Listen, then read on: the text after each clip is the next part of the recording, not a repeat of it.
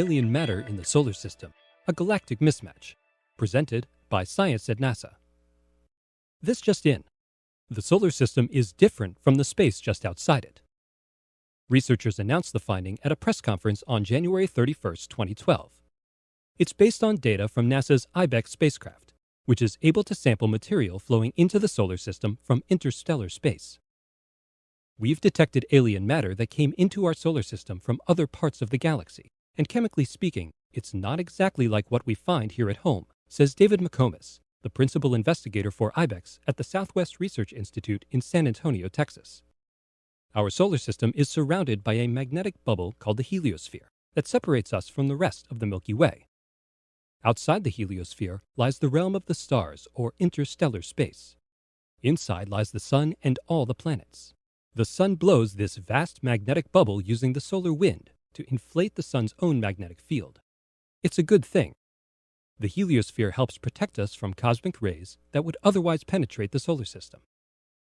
Launched in 2008, the IBEX spacecraft spins in Earth's orbit, scanning the entire sky. IBEX's special trick is detecting neutral atoms that slip through the heliosphere's magnetic defenses. Without actually exiting the solar system, IBEX is able to sample the galaxy outside. The first 2 years of counting these alien atoms have led to some interesting conclusions. We've directly measured 4 separate types of atoms from interstellar space, and the composition just doesn't match up with what we see in the solar system, says Eric Christian, mission scientist for IBEX at NASA's Goddard Space Flight Center in Greenbelt, Maryland. In a series of 6 science papers appearing in the Astrophysical Journal, the IBEX team reported that for every 20 neon atoms in the galactic wind, there are 74 oxygen atoms. In our own solar system, however, for every 20 neon atoms, there are 111 oxygen atoms. That translates to more oxygen in any given slice of the solar system than in local interstellar space. Where did the extra oxygen come from? There are at least 2 possibilities, says McComas. Either the solar system evolved in a separate, more oxygen-rich part of the galaxy than where we currently reside, or a great deal of critical, life-giving oxygen lies trapped in interstellar dust grains or ices, unable to move freely throughout space, and thus undetectable by IBEX. Either way, this affects scientific models of how our solar system and life formed. It's a real puzzle. While IBEX samples alien atoms from Earth's orbit, NASA's Voyager spacecraft have been traveling to the edge of the heliosphere for nearly 40 years, and they could soon find themselves on the outside looking in. Researchers expect Voyager 1 to exit the solar system within the next few years. The new data from IBEX suggests the Voyagers are heading for a new frontier indeed. For more news from the edge of the solar system and beyond, visit science.nasa.gov. Welcome to our series, Moving America Forward. Each week we'll be focusing on America's entrepreneurs as they take us to new roads, new opportunities, new ways to fill the gaps left by today's failing companies. Our series will be looking at that and a lot more. So come with me and watch as the entrepreneurs of our nation move into the future. And I'm Doug Llewellyn here in our studios in Los Angeles with our guests who are the co-founders of a company known as Global Domains International, which is headquartered in Carlsbad, California. To begin, Michael, a short while ago you had a chance to chat and answer a few questions from William Shatner. Let's take a quick look at how that went, just a brief portion of it, okay? Okay. All right, let's roll the tape. I know that you're deeply involved in the technology field, but what are some of your advancements and how's it helpful to move America forward? Well, Mr. Shatner, as we all know, the internet started here in America, and it's obviously become one of the world's most important global resources.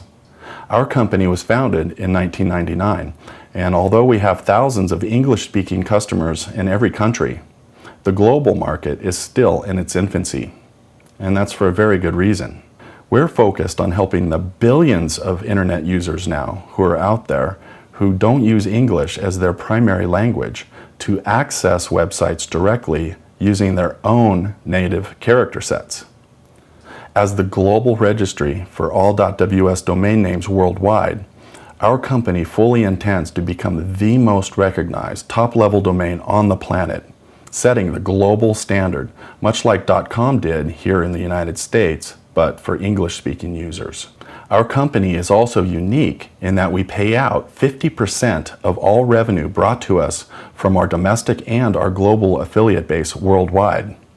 So, in addition to solving the internet's biggest problem, we're also offering the chance for people all over the world to earn a significant extra income from home, no matter where they live on the planet. Michael, that is really absolutely fascinating what you were pointing out to William Shatner. Let me ask you something. Sure. Most people have no idea of what goes on in the internet, but why is it so critically important, as you pointed out, that your company is now making it possible for people in other lands to use their own native language and their own... Sure. The biggest way I think to illustrate the issue is, imagine if the internet had just started in China, for example. And to get onto the internet and go to a specific site, you had to type in Chinese characters. We'd be up the creek. I wouldn't even try. Would you? I wouldn't either, no. No.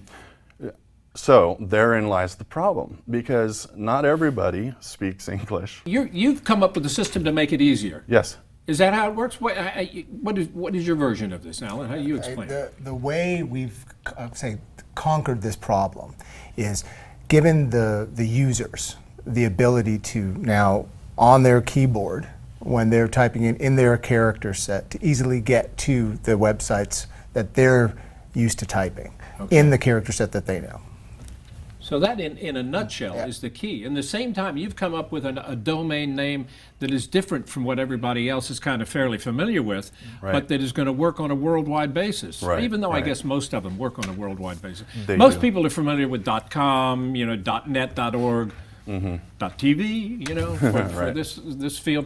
But what domain name is it that you have acquired? Our company administers the domain name .ws, which stands for website, if you have the Latin or English-based alphabet character set, or world site, if it's any of the other of the dozens of different native character sets that are used on the planet, which is the vast majority. And as you pointed out, there's a huge advantage to the WS, website or world site. Yeah. But what is it? Yeah, well, everybody, there's over 2 billion people on the internet right now.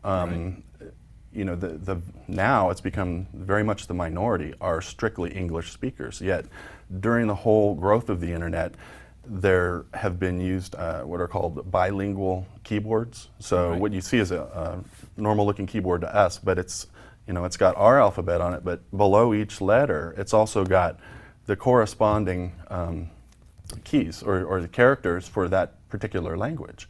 So individuals going to sites like a .com, that's all they had in the beginning, or .net or .org, they're used to typing in their, our language character set, the ones that were bold enough to do it, and typing .com or toggling it. Now, our video on our site explains this very clearly. It's actually a very, very critical thing. But the idea is that if you look at the keyboard, .com is just kind of all over the place, .com. So, and there's 3 letters there.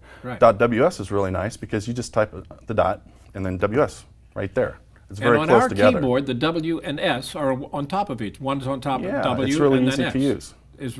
They're right there. Yeah, which to us makes it clear that as far as global use for users of any language, since they're used to doing that anyways, it's in perfect position for them to use it for their own native language character. So it's really it's ease of use from that perspective. Very easy, yeah.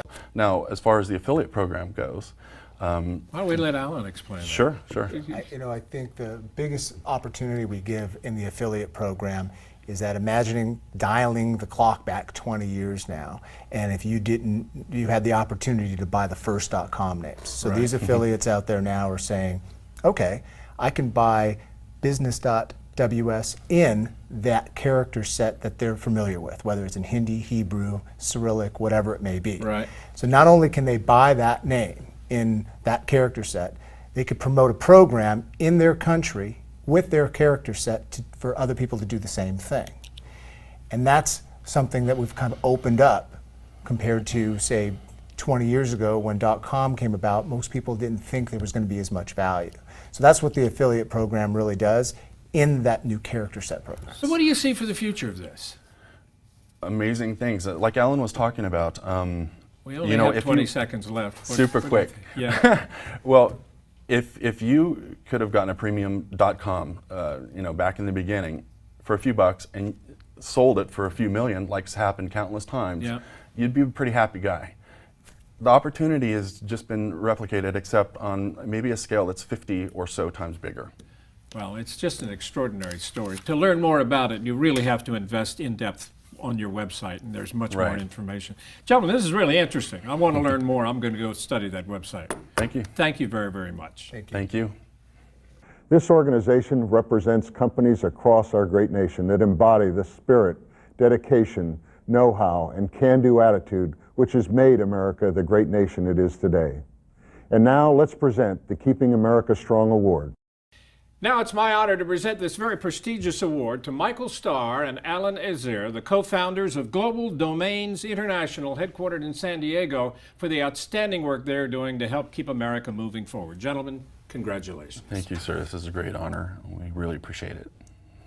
Thank you very much. Thank you. You're very welcome. I'm William Shatner, and for all of us at Moving America Forward, thanks for watching.